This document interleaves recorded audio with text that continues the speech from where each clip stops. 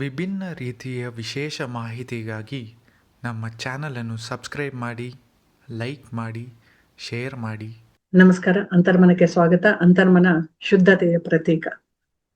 ಅಚಾನಕಕ್ಕೆ ದುಡ್ಡು ಬೇಕು ಅಥವಾ ಎಷ್ಟೊಂದು ನಾವು ಕೆಲಸಗಳನ್ನ ಮಾಡ್ತಾ ಇದ್ದೀವಿ, ಯಾವುದೇ ಉಪಾಯ ಮಾಡಿದ್ರು ನಮ್ ಕೆಲಸಗಳು ಆಗ್ತಾ ಇಲ್ಲ, ಕೆಲಸಗಳೆಲ್ಲ ಅರ್ಧಕ್ಕೆ ನಿಂತೋಗ್ತಾ ಇದೆ, ಅನ್ಕೊಂಡಿದ್ದ ರೀತಿನಲ್ಲಿ ನಾವು ಮಾಡಕ್ಕೆ ಆಗ್ತಾ ಇಲ್ಲ, ನಾವು ಅನ್ಕೊಂಡಿದ್ದೊಂದು ಆಗ್ತಾ ಇರೋದು ಇನ್ನೊಂದು ಅಂತ ಅನ್ನೋದಾದ್ರೆ ಅದಕ್ಕೆ ಏನೋ ಒಂದು ಕಾರಣ ಇರುತ್ತೆ.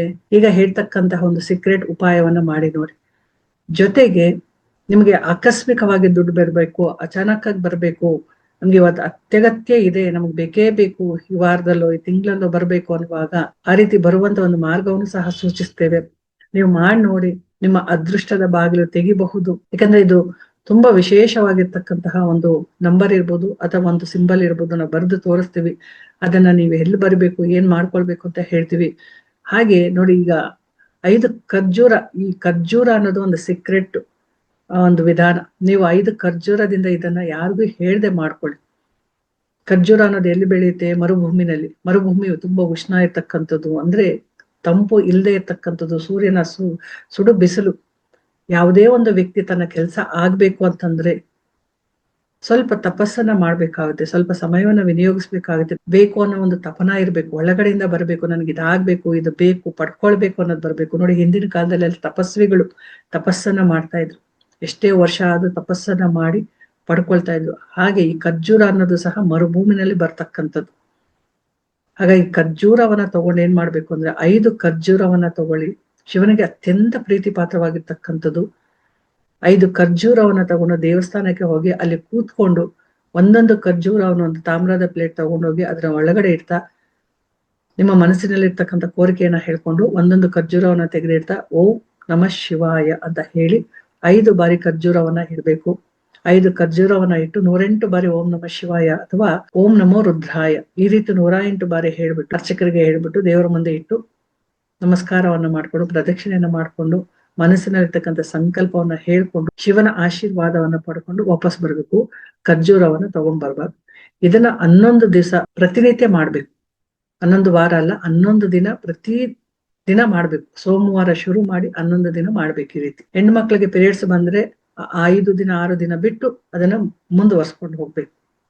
ಅಥವಾ ಅದನ್ನ ನೋಡ್ಕೊಂಡು ಲೆಕ್ಕಾಚಾರವನ್ನ ಮಾಡ್ಕೊಂಡು ಅದಾದ ನಂತರ ಇದನ್ನ ಶುರು ಮಾಡಿ ಯಾವುದೇ ಒಂದು ಉದ್ಯೋಗ ಇರಬಹುದು, ಯಾವುದೇ ಒಂದು ಆಸೆ ಇರ್ಬೋದು, ಮದುವೆ ವಿಚಾರದಲ್ಲಿರ್ಬಹುದು, ಕೆಲಸದಲ್ಲಿರ್ಬೋದು, ಹಣಕಾಸಿನ ವಿಚಾರದಲ್ಲಿರ್ಬೋದು, ಬ್ಲಾಕೇಜಸ್ ಇರ್ಬೋದು, ಅಥವಾ ಯಾರಾದ್ರೂ ತಂತ್ರ ಮಾಡ್ತಾ ಇದ್ದಾರೆ ಅನ್ನೋ ಇದ್ರೆ, ಅಥವಾ ನಮ್ಗೆ ದುಡ್ಡು ತುಂಬಾ ಸಾಲ ಇದೆ, ದುಡ್ಡು ಬರ್ತಾ ಇಲ್ಲ, ಕೆಲಸ ಅರ್ಧಕ್ಕೆ ನಿಲ್ತಾ ಇದೆ ಅನ್ನೋದಾದ್ರೆ, ಇದೆಲ್ಲದರ ಪರಿಹಾರಕ್ಕೋಸ್ಕರ, ಎಲ್ಲ ಬ್ಲಾಕೇಜಸ್ ರಿಮೂವ್ ಆಗೋದಕ್ಕೋಸ್ಕರ ಈ ಒಂದು ತಂತ್ರವನ್ನ ಮಾಡ್ಕೊಳ್ಳಿ. 11 ದಿನ ತಪ್ಪದೆ ಮಾಡಿದಾಗ ಶಿವನ ಸಂಪೂರ್ಣ ಆಶೀರ್ವಾದ ಸಿಗುತ್ತೆ. ಶಿವ ಮಂತ್ರವನ್ನ ಜಪ ಮಾಡುವಾಗ ಭಕ್ತಿಯಿಂದ, ಶ್ರದ್ಧೆಯಿಂದ, ಇಷ್ಟಪಟ್ಟು ಮಾಡಿ ನೋಡಿ. ಬೇರೆ ಬೇರೆ ಆಲೋಚನೆಗಳು ಬೇಡ, ನೆಗೆಟಿವ್ ಯೋಚನೆಗಳು ಬೇಡವೇ ಬೇಡ. ಆಗುತ್ತಾ ಅನ್ನೋ ಒಂದು ಅಪನಂಬಿಕೆ ಬೇಡ, ಅಥವಾ ಮಾಡ್ತಾ ಇದ್ವಿ ಇದಾಗ್ಬಿಡುತ್ತೇನೋ ಅನ್ನೋ ಆತರ ಅಥವಾ ಫಲವನ್ನ ನೀವು ನಿರೀಕ್ಷೆ ಮಾಡ್ಬಿಟ್ಟು ಭಗವಂತ ಕೊಡ್ತಾನೆ ಅನ್ನೋ ಒಂದು ನಂಬಿಕೆಯಿಂದ, ಅಥವಾ ನಮ್ಮ ಒಂದು ಕರ್ತವ್ಯವನ್ನ ನಿಭಾಯಿಸ್ತಾ ಇದೀವಿ ಅಂತ ಹೇಳಿ ಮಾಡಿ. ಯಾವುದೋ ಒಂದು ಮಾರ್ಗ ಅಂತೂ ಖಂಡಿತ 11 ದಿನದಲ್ಲೂ 21 ದಿನದಲ್ಲೂ ನಿಮಗೆ ಸಿಕ್ಕೇ ಸಿಗುತ್ತೆ. ಯಾವುದೋ ಒಂದು ರೀತಿಯಲ್ಲಿ ಭಗವಂತ ಆಶೀರ್ವಾದವನ್ನ ಮಾಡೇ ಮಾಡ್ತಾರೆ, ಒಂದು ಮಾರ್ಗವನ್ನು ತೋರಿಸ್ತಾರೆ. ಹಾಗೆ ಅಚಾನಕ್ಕಾಗಿ ದುಡ್ಡು ಬೇಕು ನಮಗೆ, ಈಗ ಆಸ್ಪತ್ರೆಗಿರ್ಬೋದು, ಇನ್ನೆಲ್ಲೋ ಹೋಗ್ಬೇಕು, ಅಥವಾ ಸ್ಕೂಲ್ ಫೀಸ್ ಕಟ್ಟಬೇಕು, ಇನ್ನೇನಕ್ಕೋ ಬೇಕು, ಹಬ್ಬ ಬಂತು, ಈ ರೀತಿ ಎಲ್ಲ ಯೋಚನೆ ಮಾಡ್ತಾ ಇರ್ತಾರೆ. ಅಂತ ಸಂದರ್ಭದಲ್ಲಿ ನೋಡಿ, ಇದನ್ನ ನಂಬಿ ಯಾವತ್ತು ಮಾಡಿ. ಈ ಒಂದು ಸಂಖ್ಯೆ, ಈ ಒಂದು ಚಿಹ್ನೆ ತುಂಬಾ ವಿಶೇಷವಾದ ಒಂದು ಫಲವನ್ನ ಕೊಡ್ತಕ್ಕಂಥದ್ದು. ಈ ಒಂದು ಶುಕ್ರ ಪರ್ವತ ಅಂತ ಹೇಳ್ತೀವಲ್ಲ, ಇಲ್ಲಿ ಈ ಒಂದು ಚಿಹ್ನೆಯನ್ನ ಬರ್ಕೊಳ್ಬೇಕು. ಈ ತರದ ಒಂದು ಚಿಹ್ನೆಯನ್ನ ಬರ್ಕೊಳ್ಬೇಕು. ಈಗ ತೋರಿಸ್ತಾ ಇದೀವಲ್ಲ, ಅಲ್ಲಿ ಕೈ ಮೇಲೆ ಇದು ಬರ್ಕೊಳ್ಬೇಕು. ಹಾಗೆ ಇಲ್ಲಿ 741 ಅಂತ ಒಂದು ಸಂಖ್ಯೆಯನ್ನ ಬರ್ಕೊಳ್ಬೇಕು. ಈ ಸಂಖ್ಯೆಯನ್ನ ಬರ್ಕೊಳ್ಬೇಕು, ಹಾಗೆ ಈ ಚಿಹ್ನೆಯನ್ನ ಬರ್ಕೊಳ್ಬೇಕು. ನಿಮ್ಮ ಇಷ್ಟ ದೇವರ ಜಪವನ್ನ ಮಾಡ್ಬೇಕು, ಅಥವಾ ಮಹಾಲಕ್ಷ್ಮಿಯ ನಾಮವನ್ನ ಜಪ ಮಾಡ್ಕೊಳ್ಬೇಕು. ಈ ರೀತಿ ಮಾಡಿದ್ದೆ ಆದ್ರೆ ಮನಸ್ಪೂರ್ವಕವಾಗಿ ನೀವು ಇಷ್ಟಪಟ್ಟು ಕಣ್ಮುಚ್ಚಿ ಆ ದೇವಿ ನಿಮ್ಗೆ ಆಶೀರ್ವಾದವನ್ನ ಮಾಡ್ತಾ ಇದ್ದಾರೆ. ನಮ್ಮ ಮನೆಯಲ್ಲಿ ಮಹಾಲಕ್ಷ್ಮಿ ನೆಲೆಸ್ತಾ ಇದ್ದಾರೆ.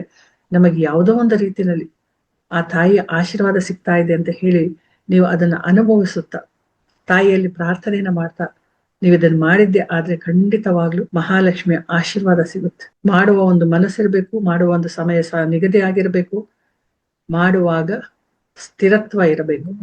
ಸಮಯ ಹಾಗೆ ಮನಸ್ಸು ಒಂದೇ ರೀತಿನಲ್ಲಿ ಇರ್ಬೇಕು.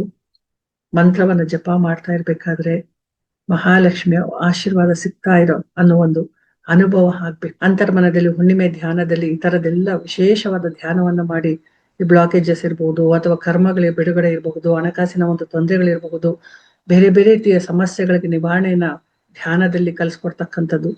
ಪ್ರತಿ ಹುಣ್ಣಿಮೆನಲ್ಲಿ ಇದನ್ನ ಮಾಡ್ತಕ್ಕಂಥದ್ದು. ಒಂದು ಹುಣ್ಣಿಮೆಯ ಧ್ಯಾನದಲ್ಲಿ ಭಾಗವಹಿಸಿ ನೋಡಿ.